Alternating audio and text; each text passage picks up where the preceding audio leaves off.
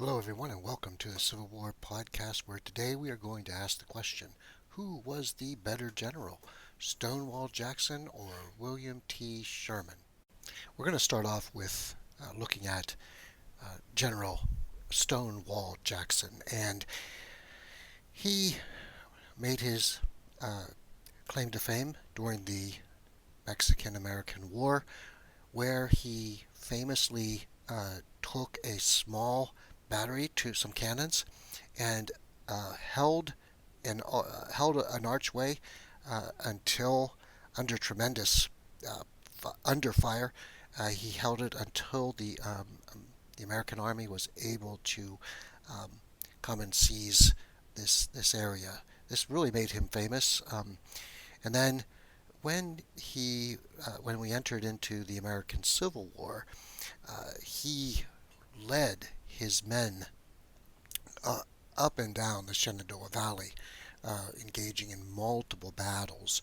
One of the things that he was really well known for was creating a infantry that behaved like a cavalry, like they were on horses, but of course the men were walking, and they would go from one spot to another, and at that time the Union generals just would not know where he was. The marches that he did were tremendously fatiguing to the men under his command, but they were also very successful and would all of a sudden pop up where no one suspected them. And that really made him one of the most feared generals of the South. And in fact, we even know that he drew attention away from the plans of invading Richmond because he was so successful in the Shenandoah Valley area that Lincoln and the other generals needed to focus attention and energies on him, worried that he may come and attack D.C. directly. So, in that regards, he was very, very good, and that would give him an A plus.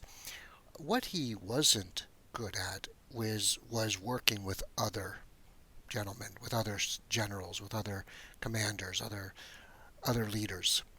We know that he held one war council, and that was the last one he held. He really did not do well with other opinions in working with others, so he kept to himself. He kept his information, his decisions. He kept it very quiet and to the chagrin of the other commanders under him. However, it was the way he operated. Now, for him, as a single entity, that works well.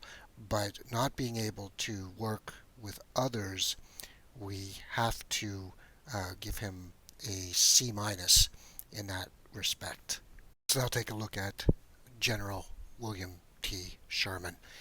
Uh, he started off, it was a bit rough of a start for him during when the American Civil War first started. During the first battle of Bull Run, he actually was under Stonewall Jackson and was firing on his unit, and Sherman was questioning some of the things that he did under during his command, and this eventually led to people questioning, especially in the newspapers, his fitness, and he was actually relieved of duty for a time to deal with mental health issues. He did recover and returned, and this was actually in a great deal thanks to the leadership of General U.S. Grant, who also at the time, just before Vicksburg, was pretty much like not demoted, but given a command of nothing. Um, and and during this time, Sherman really rose to in support of him, but also in his own way. That the confidence that Grant gave him allowed him to become a much better commander. So that during and after the Battle of Vicksburg, when Grant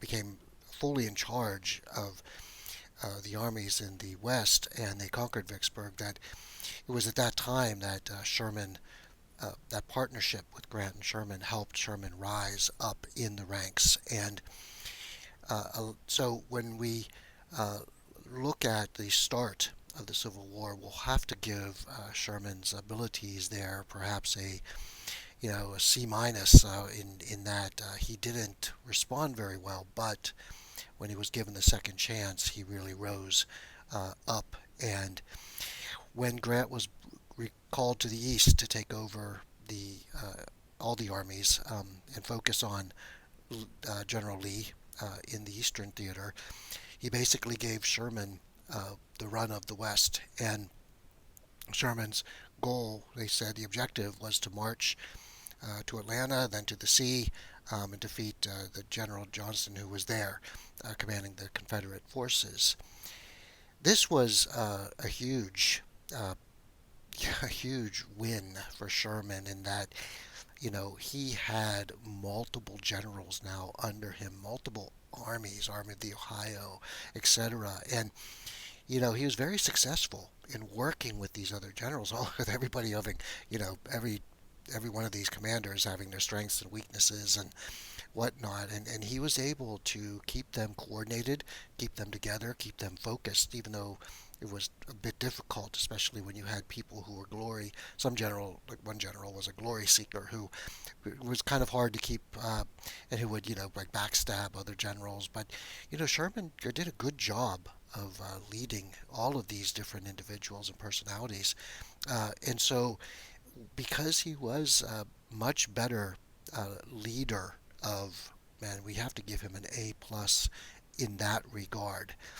So in comparison, then we end up a bit of a draw between the two, but they are completely different generals. So, Stonewall Jackson was one who you could count on. If you said to him, I want you to take this hill and do not leave until, if it come hell or high water, he would not leave. You knew he would stay there and fight till the very end.